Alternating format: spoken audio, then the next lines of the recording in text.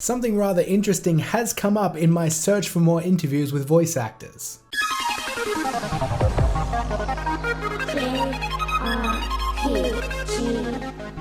So hey everyone, recently you've probably seen my interviews with the voice actor for Zeke, Daniel Barker, and my interview with Sky Bennett, the voice actor for Pyra and Mithra. If you haven't, you guys should totally check that out.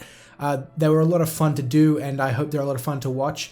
But obviously I have been on the hunt for more interviews with more voice actors. And you know, I've reached out to a lot of places, talked with some agents, talked with some of the voice actors directly. This has actually been told to me twice now. I can't tell you which ones told me or anything like that. But obviously following, I guess, some of these interviews are coming out. I know Sky has done quite a few interviews now. I think Daniel has done one more, or he's doing another one. But apparently, according to two of the other voice actors, you know, two hopefuls that I did want to interview, Nintendo has actually contacted them all to remind them that they're under a very strict NDA. NDA being a non-disclosure agreement, which I deal with all the time in games. You know, if you get a game early, then you're under an NDA. You aren't allowed to talk about things in the game until a certain date. And obviously, this is a hint at the upcoming DLC, the story content for DLC. Nintendo going out and reminding voice actors that they're under a strict NDA would be like sort of, hey, don't trip up and leak any of the upcoming story content, wink wink. You know, like, just remember that you guys have signed a contract.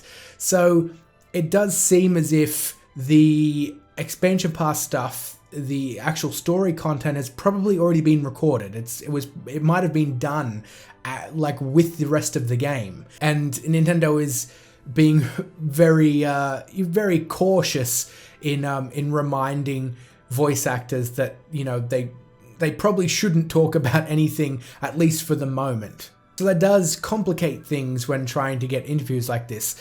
And there's another reason why, you know, I might not be able to get an interview with someone, not least of which because, you know, even with 12,500 subscribers or whatever, I'm not huge. But it's not really to do with that. A lot of voice actors are quite happy to do it, and the two that I did were pretty receptive to the idea.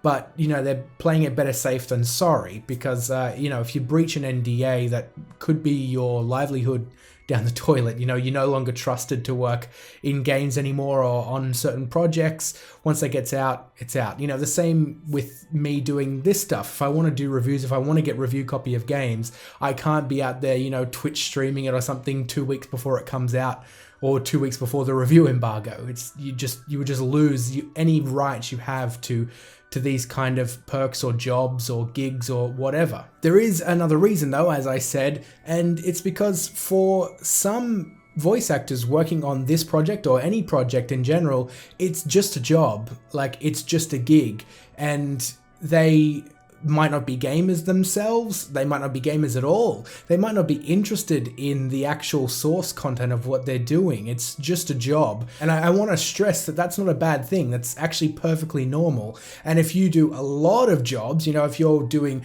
voiceovers for advertisements on TV or actual TV work and games and everything, you know, if you're doing a lot of work, obviously some of those projects are just going to be things that you're doing for your livelihood. And so it's not really, there's just no point in talking about it. There's no point in saying yes to an interview when really they probably don't even remember much of it. And they certainly haven't played the game, or and they have no interest in it. Why would they do an interview on it? So that's another reason why, you know, you can't get everyone. And of course, the other reason is that a lot of these guys, you know, a lot of people are hard-working actors. They're both actors and voice actors, and they have other jobs. You know, they can't just sometimes they can't just take time out of their very busy schedules to do random interviews over Google Hangouts. So that's sort of the reasons why moving forward, getting more voice actors might be complicated. That isn't to say that I'm going to stop.